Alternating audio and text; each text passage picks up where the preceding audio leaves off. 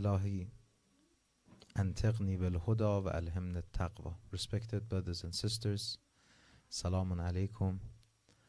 Congratulations on the entrance upon the feast of Allah subhanahu wa ta'ala, the holy month of Ramadan. Ramadan Mubarak to you. If we go down to sajda and thank Allah subhanahu wa ta'ala for just being able to see another Ramadan in our lives, we cannot thank Him enough. We cannot thank Him enough for being able to see another Ramadan in our lives. If it was not for His mercy, and if it was based on what we deserve, we should definitely have not seen or had not seen this holy month of Ramadan. I do know that about myself for sure, and everyone knows their own a'mal and deeds. I know that I do not deserve to be a guest of this holy month. Yet Allah subhanahu wa ta'ala is so merciful, yet He is so kind, yet He's so forgiving that He allowed us again to be amongst the circle of muttaqeen, the true sa'imeen, those who are truly fasting. I feel my voice is not as clear. It's like, is that the case with you guys too? Feels like you're listening to a radio station. Okay. Back, maybe that is better. Yeah, I mean, alhamdulillah, the room is not that huge, so. Okay, good. So it's my honor and my privilege to be traveling all the way from Iran to inshallah be spending the very first half of this holy month of Ramadan with you. And inshallah, through the opportunity that we have, we will be learning more about Islam, and inshallah we will be able to apply those teachings and the things that we learn into our spiritual journey and life, inshallah. This holy month of Ramadan is one of the greatest moments that we can feel the life in the heaven. Why? Because, inshallah, I will show that in the slides. Because the Holy Prophet says from the very first night of this month, the gates of the heaven will be opened to you. And those gates of heavens will not close down over you until the last day of this holy month of Ramadan. And the doors and the gates of the hellfire is closed to you, and they will not open. They will remain closed until the end of this holy month of Ramadan. So the topic that I wanted to, inshallah, spend these nights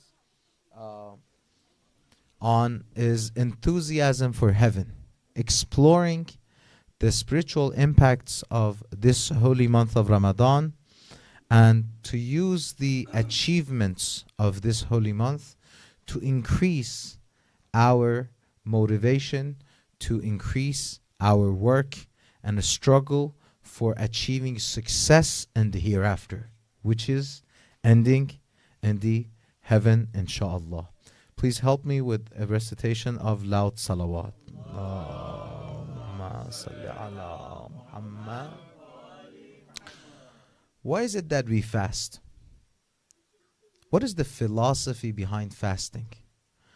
Or we call it abstinence, right? You abstain. Abstainment is what we call it, right? You stay away from certain things. Basically, you're practicing saying no to yourself, to the things that are or have been halal outside of the timing of the month of Ramadan. Then you restrict yourself to avoid them, eating, right? And other things that nullify the fasting. Why do you do that?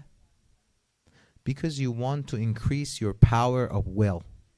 You're intensifying your power of will. Let alone the health benefits that fasting has. Let alone all the worldly benefits and material benefits that the fasting brings for us. Let alone the benefits of us coming together in our centers, in our homes, sitting around the table of iftar or suhoor with the family. All of those are the side benefits of fasting. The Holy Quran says the main purpose, the main philosophy behind fasting is what? أعوذ بالله من الشيطان الرجيم يا أيها الذين آمنوا كتب عليكم الصيام كما كتب على الذين من قبلكم لعلكم تتقون. Right? This is not a ritual that is only for Muslims. It was mandatory to different rulings and to different jurisprudential levels to the people before you. Christians have their own fastings. The Jews have their own fastings, right? I was hearing from some of you that the Hindus have their own some sort of fasting or abstainment, right? But so this is nothing new, but fasting in the special month of Ramadan with the rulings that Islam has is for Islam. So that what? It's your duty and your responsibility to fast. So what happens? لَعَلَّكُمْ تَتَّقُونَ. So that you become God-fearing. So that you become pious. So that you get to the state of taqwa. Right? Taqwa becomes part of you. And that is only achievable through the fasting of the month of Ramadan. To say it in a more simple way, it is you who needs to fast. Allah subhanahu wa ta'ala does not need your fastings. There's a special thawab and a special nur and a special light in the fasting of the holy month of Ramadan that even if you miss it for legitimate or even illegitimate reasons, you still have to make it up later on. Because you need this. Your soul, the battery in your soul needs this charge. You need this. Even our sisters, when they're excused from fasting in the special days of this month, later on they have to make it up. If they miss their salats because of their excuses, it's not their responsibility to make up those salats. But the fasting of the month of Ramadan, the special mercy that Allah subhanahu wa ta'ala has in this holy month, is in such great magnitude that you have to compensate for the fastings of this month if you happen to miss it. If you happen to be a traveler, if you happen to have legitimate excuses not to fast. Because you are in need of this to be able to increase taqwa. Or in a better way, in a more accurate statement, we should say, it is through fasting that you become muttaqi. Without fasting, taqwa is impossible to be achieved and attained.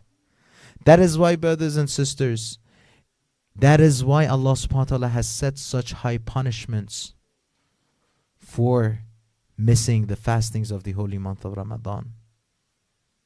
Those punishments are there to stop you from missing out on the only opportunity that you have for becoming muttaqi and God-fearing in this dunya. لَعَلَّكُمْ تَتَّقُونَ, as the holy verse says. O you who have believed, decreed upon you is fasting, as it was decreed upon those before you, that you may become righteous. Fasting is what? Is a constant practice of patience. أعوذ بالله من الشيطان الرجيم. Another verse in the Holy Quran. One of the other names of fasting is Saum, is the name of fasting. One of the other names of fasting is Sabr. Right? What is Sabr? It is patience. What else? Remaining steadfast. What else? Someone else help me out with translation of Sabr. From the sisters. Sabr. All of that is right. Patience is right. Remaining steadfast or staying steadfast is right. Self-control is good. Resilience is good. Endurance. Consciousness. Endurance is one of those. Right? Endurance. وَاسْتَعِينُوا بِالصَّبْرِ وَالصَّلَاةِ. They come together. Many of the scholars say, and seek help through patience and prayer. And indeed, it is difficult except for the humbly submissive to Allah. They say that the patience in here, or the sabr in this verse, is fasting. Because you are practicing patience. You get hungry. you say no to yourself. You have other needs, you say no to yourself. You become thirsty, you try to hold yourself away from it. And then if you are able to say no to yourself to halal, then it's much easier to say no to yourself in the haram. We thank Allah subhanahu wa ta'ala for the opportunity of the holy month of Ramadan. Ayyuhan nas, the Holy Prophet says, the part that I was mentioning in the beginning of my lecture. Ayyuhan nas, inna abwab al-janan fi hadha al-shahr mufattahatun. This is the sermon given by the Holy Prophet on the last Friday of the month of Sha'ban. On the last Friday of the month of Sha'ban, the Holy Prophet gave a lecture, gave a sermon that talks about the specifications of this holy month. It is that very same sermon in which Amir al-Mu'minin alayhi salam is receiving the news of his martyrdom. It is in that very same verse, very same sermon where the Holy Prophet says the best deed, the best thing to do in this holy month is al-wara'u an maharimillah, is staying away from what Allah has made forbidden. All by the power of will that is now intensified, it is easier to say no to haram. By the shaitan that is in chain in this holy month, it is easier to stay away from haram. They have looked at the statistics and they said the crime rate in Islamic countries would decrease during the holy month of Ramadan. The crime rate will decrease during the holy month of Ramadan. So there is a special opportunity. This is a special time. This holy month of Ramadan, it should not be similar for us in terms of the practice that we have, the practice of Islam that we have in comparison to other days of the year. There are 4 things that I thought about that in terms of quantity, they're similar, but in terms of quality, they're different. One of them is time, right? 1 minute in month of Ramadan is 1 minute outside of the month of Ramadan. But the quality is different. When it comes to Laylatul Qadr, it says Laylatul Qadr khayrun min alf shahr. One night is better than 1,000 months. One night is better than 1,000 months. Laylatul Qadr khayrun min alf shahr. The other one is place, right? In terms of quantity, 1 meter square or a square feet in New York City is not different from a square feet in Karbala. But in terms of quality, one place, the soil of it brings cure to your pain. The other place causes pain. The other one, 2 of them I mentioned. The other one is insan, right? Insan is insan. You're weighing 150 pounds, 140 pounds, 180 pounds, right? You're this height, this certain height. You're a human being, an individual. But one becomes Ali ibn Abi Talib alayhi salam, that he is the index of the deeds on the Day of Judgment, meaning that our salat will be compared to the salat of Amir al-Mu'minin, will be weighed in accordance to the index of the a'mal of Amir al-Mu'minin alayhi salam, and one becomes someone like me. Right? The opportunities that we have, the time length in this life of dunya, almost similar, 70 years, 80 years. But someone becomes like Salman, someone becomes Hurr ibn Yazid al-Riyahi, someone becomes like the shaheeds that we recently gifted to the path of Islam, and someone becomes an individual like me. The 4th one is the money, right? The quantity is the same, yet the quality does matter, does differ. $100, $100 is different from another $100 to the extent that one is attained or obtained in a haram way, one is obtained in a halal way. One will be spent to propagate the message of truth and to intensify the movement of the mu'mineen. One will be spent on the leisure and pleasures and spontaneous pleasures of this dunya, right? One will be spent to increase the power of the batil and the falsehood. Right? In terms of quantity, it's the same. The quality differs. In this holy month, the timing that we have is a special timing. Why? Because the Holy Prophet says that it is in this month that you start sensing and feeling and experiencing what is it like to be in the heaven. Why? Ayyuhan nas, O people. Indeed, during this month, the doors of heaven are open.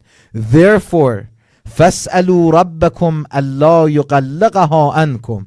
And then ask Allah subhanahu wa ta'ala not to close them for you. Meaning that after Ramadan, keep up with the values that you have achieved in this month of Ramadan. Now you're amongst the circle of those who are in heaven. What is heaven? Seriously, what is heaven? Is heaven heaven because of the Jannatin tajri min tahta al-anhar, the gardens that has rivers and beautiful trees and so on and so forth? Or is it because the mu'mineen of all times come together? What makes heaven heaven? Is it us being able to see Ali ibn Abi Talib at any time we want? Or is it that we can have any fruit or any food? Right? What makes heaven heaven? Have you asked yourself this? And isn't it that us as mu'mineen, as the believers, as the lovers of Ahlul Bayt alayhimus salam, coming together makes this place or transfer this place to be a piece of heaven? Isn't it the same thing that once you go to Karbala, to Ziyarat, once you go to Umrah, to the house of God, once you go to the Ziyarat of Imam Raza, you feel so light, you feel so heavenly. Why is it? Because it's the Imam, and around that Imam, there's a community of the believers and the faithful. And that's what the reality of heaven is. The Holy Prophet says the doors and the gates of heaven are open to you in this holy month. Ask Allah subhanahu wa ta'ala to not close them on you after this month. وَأَبْوَابُ النَّيْرَانِ وَأَبْوَابَ النِّيرَانِ مُغَلَّقَةٌ. And the doors of hell are closed. So فَاسْأَلُوا رَبَّكُمْ أَنْ لَا يُفَتَّحَهَا عَلَيْكُمْ. And ask Allah subhanahu wa ta'ala to not open those doors on you. وَالشَّيَاطِينَ مَغْلُولَةٌ. And the Satan, or the Shaitan, and the Satan and his army and his followers are in chain, are imprisoned. So ask your Lord not to let them, or not to let him have power over you again, with the power that you're obtaining through fasting, through true fasting. And fasting has levels. Some people are just experiencing the hunger, which is not bad. And inshallah, by the hunger and the thirst, they remember the hunger and the thirst of the Day of Judgment. Some people, it's their hearts that is fasting. It's their minds that is fasting. They can control their minds. They can control their intentions. They can control their imaginations. That is a much higher level of fasting. They can control what they see in their phones. Right? Oh, at least let's make a difference between the month of Ramadan and non-month of Ramadan. Right? Stop wasting your time on social media, on that Instagram Explorer page. Whatever the algorithm is suggesting you, let me see it. Let me see it. It's month of Ramadan. Recite a salawat, please. Allahumma salli ala Muhammad wa ala Muhammad wa ajil faraja. So how does that relate to our topic? Anytime or anywhere in the verses of the Holy Quran, you see Allah subhanahu wa ta'ala is giving you good news about success, about victory, about something good that you are about to achieve. There's one critical condition. There's one essential condition. And that is the essence of sabr. Anywhere that you look at in the Holy Quran, at any point that Allah subhanahu wa ta'ala says that you're going to achieve this victory is about to come, then there's this condition. And that condition is sabr. Nothing else. This is the key to success. أعوذ بالله من الشيطان الرجيم. يا أيها النبي حرض المؤمنين على القتال.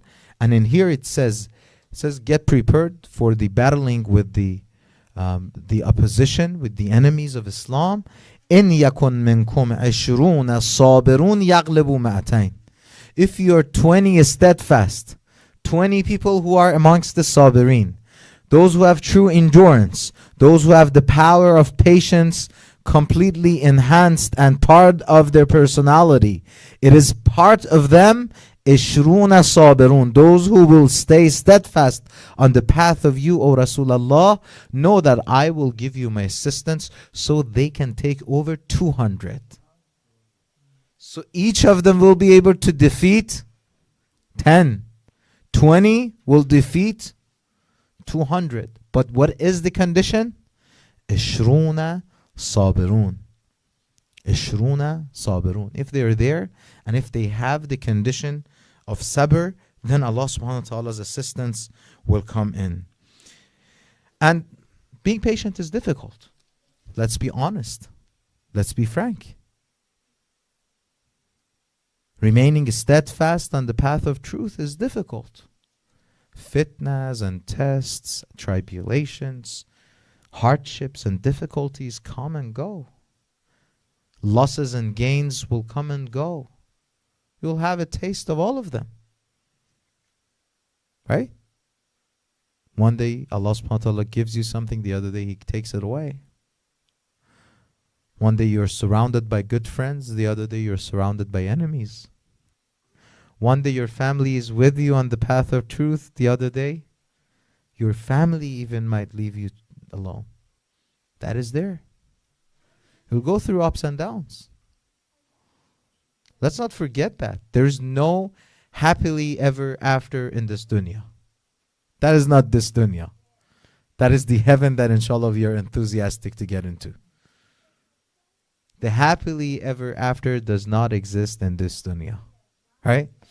So, Allah subhanahu wa ta'ala, this is one of the examples. Sometimes the exams and the imtihanat and the fitnas and the tests of Allah subhanahu wa ta'ala will get so difficult to the extent that this verse of the Holy Quran that says, Am hasibtum an tadkhulu jannah, have you thought that you will enter into heaven? That inshallah, all of this is an introduction to our topic. We haven't got to the interesting parts yet, right? These are the preliminary steps. And we were talking with Brother Musa Khan.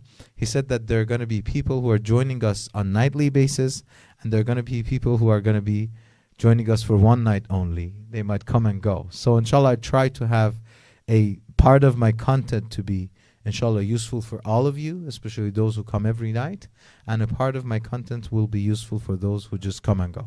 So this verse is one of those beautiful verses. If this remains as a gift from me to you, inshallah, that's going to be sufficient for this Ramadan for me. They said, the Holy Quran says, Am hasibtum, have you thought that, or do you think that you will enter paradise while such trials has not yet come to you? أم حسبتم أن تدخلوا الجنة ولما يأتكم مثل الذين خلوا من قبلكم?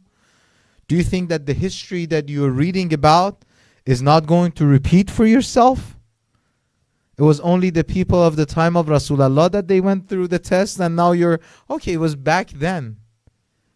It was the time of Imam Hassan al-Mujtaba that people betrayed their Imam. It was the time of Imam Hussein alayhi salam that they were left with a big test to remain with Imam Hussein alayhi salam in Karbala, or to live a miserable life in this dunya and the hereafter by leaving their Imam. Do you think the time of Imam Sajjad will not repeat? The tests of the times of Imam Rida alayhi salam will not repeat? Allah subhanahu wa ta'ala has left all of us alone. Now you're United States, you're in New Jersey. No one is going to touch you. You're going to go through tests, brothers and sisters. Tests are going to be there. Am hasibtum an tadkhulu, have you thought, have you calculated that you're not going to, have you foreseen the situation that you're going to have an easy way to make it through the life of this dunya? Sometimes practicing patience becomes so difficult that this holy verse says, وَزُلْزَلُوا, they start shivering due to the extensive difficulties of the tests. They start shivering. Who starts shivering? Me and you? No. It says, وَزُلْزِلُوا حَتَّى يَقُولُ الرَّسُولُ وَالَّذِينَ آمَنُوا. Even it becomes difficult for the Prophet and the believers around him. They would say, مَتَى نَصْرُ اللَّهِ. Where is the help from Allah subhanahu wa ta'ala? Where is that assistance? أَلَا إِنَّ نَصْرَ اللَّهِ قَرِيبٌ. Allah subhanahu wa ta'ala does not say, it is coming right now. It says, be more patient. It is close, but be more patient. That is the key. That is the key, brothers and sisters. Patience. And the patience and sabr, or endurance and sabr that we are talking about, is not sitting still in a corner, right? Masjid is not the end goal. Majalis are not the aim or the final aim. It is a place to get rejuvenated, to get recharged, to go outside and do more important stuff as our takalif and our duties. Patience is not sitting still. Patience is keeping up the hard work and enduring through difficulties that you're facing in the life of this dunya. Look at the recent events that happened in the Islamic world. Those who do not have the right analysis and right insight would say, oh, we have defeated completely. The enemy has taken over completely. What is the point of resistance from now on? Let's submit to the enemies. Why do we make those claims? Because of two things: lack of insight and lack of patience and sabr. مَتَى نَصْرُ اللَّهِ أَلَا إِنَّ نَصْرَ اللَّهِ قَرِيبٌ. The assistance of Allah subhanahu wa ta'ala is there, it's coming. If you do not believe in that, then your faith is having some deficiencies in it. Then we have to work on that. And inshallah we will work on that. And patience by itself is not enough. أعوذ بالله من الشيطان الرجيم. بسم الله الرحمن الرحيم. والعصر إن الإنسان لفي خسر إلا الذين آمنوا وعملوا الصالحات وتواصوا بالحق وتواصوا بالصبر. Everybody is at loss. Everybody is at loss. That is the default. That is the basis. Except in Hausa we call this takhsis. إلا الذين. Right? We make an exception. Everybody is at loss except those who are وَالَّذِينَ آمَنُوا, who have faith. وَعَمِلُوا الصَّالِحَاتِ, and they do the right deeds. وَتَوَاصَوْا بِالْحَقِّ وَتَوَاصَوْا بِالصَّبْرِ. It doesn't say they are patient. It says not only they invite others to truth, they are not only inviting others towards haqq, advising others to be on the path of haqq, but also they advise the others to also endure. Your family members, your relatives, your close friends, they're trying to incite hopelessness into your hearts. What do you do in return? You invite them and advise them to be patient, to practice sabr. Tell them that Allah is there. People come to you with family issues. Try to calm them down. If you have patience yourself, then you can invite others to be patient. If you do not have patience yourself, how can you do that? How can you do tawasi bis sabr to others? How can you advise others to be patient? And that is important. So resilience and endurance are important, but keeping it all the way to the end is the key to success. Right? There have been so many people who've had taqwa but did not have sabr. And all of a sudden, well, at some point in their lives, they fell off from the track of righteousness, from the flag of truth. This story has been in the times of Rasulullah. There have been people who have been close to the Holy Prophet. One of them is Zubair. Zubair is one of the greatest examples. That, I would say, Zubair is mu'allim akhlaq for us, is an ethical teacher for all of us. All of us can be in the shoes of Zubair. Was he a follower of Amir al-Mu'mineen? Indeed he was. Was he a lover of Ahlul Bayt? Indeed he was. Do you know who was the very first person who took his sword out for Amir al-Mu'mineen and in support of Amir al-Mu'mineen? It was Zubair. And do you know who was the very first person who took his sword out against Amir al-Mu'mineen? Do you know who was behind the battle of Jamal, bringing Aisha into the battle scene? It was Zubair. Have you heard that Zubair was one of the Ahlul Bayt? Zubair was one of the Ahlul Bayt, like Salman. Salmanu minna Ahlul Bayt. We have the same terminology or same description about Zubair. It says, Ma zalat Zubairu minna Ahlul Bayt.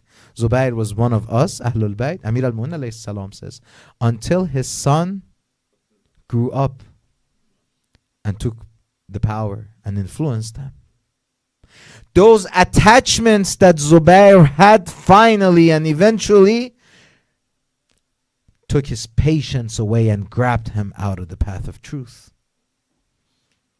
The same man who participated in the funeral of Lady Fatima Zahra, in the secret funeral of Lady Fatima Zahra, got to the point that he fought against Amir al-Mu'mineen at some point in his life. Why? Because Amir al-Mu'mineen, once he got to power, he was asking for more of Baytul Mal. He was asking for more access to financial resources. Amir al-Mu'mineen said a big no to him. Those attachments, he was receiving more during the time of the other three. All of a sudden, Ali ibn Abi Talib alayhi salam came, and even to his close relatives, he did the same. To the extent that one individual amongst his close relatives said, Agha, you're not differentiating between me and a black slave. Amir al-Mu'min said, there's no difference between you. You'll get a similar access to the public funds as they do. Taqwa, if it is accompanied by sabr, it is going to be the key to success. A'udhu billah min ash-shaytan al-rajim. Allah subhanahu wa ta'ala says in the Holy Quran, Innahu, Surat Yusuf, verse 90. Innahu man yattaqi wa yasbir fa inna Allah la yudi'u ajra al-muhsinin. There are many examples in the history, right? And that is the only difference between Salman and Zubair. Salman was remaining patient. I think my time is up. I think the 30 minutes has already passed. Can you tell me? Okay, so inshallah, we have more to say, but in order to stay on the track of time, inshallah, we'll continue it tomorrow. But just to wrap up the discussion, this is the final slide. The pillars of Iman, that is going to be the topic of tomorrow night, inshallah. Amir al-Mu'min alayhi salam, in the 31st hadith, in the 31st hikmah of Nahjul Balagha, he says, faith stands on 4 supports, on 4 pillars. Number 1 is, one of the arkan of Iman is endurance, is sabr. And then he says sabr itself is built on 4 aspects or 4 pillars. Number 1 is eagerness, fear, abstention from the world, and anticipation of the death. So whoever is eager for paradise will ignore the passions and the lusts in this dunya. So shawq, or eagerness or enthusiasm, is one of the pillars of sabr that Amir al-Mu'min alayhi salam points on in the Nahjul Balagha. Inshallah, we will talk about this hadith in the coming nights, and inshallah, we will delve into the matter to how we can increase our enthusiasm for a successful achievement or a successful hereafter, inshallah, and not a failure in the hereafter. For the arwah of all the marhumin, for the souls of all of the shuhada, especially the recent shuhadas who fought for the banner of Islam to be up and high. Inshallah, please recite aloud salawat with Fatiha. Allahumma salli ala Muhammad wa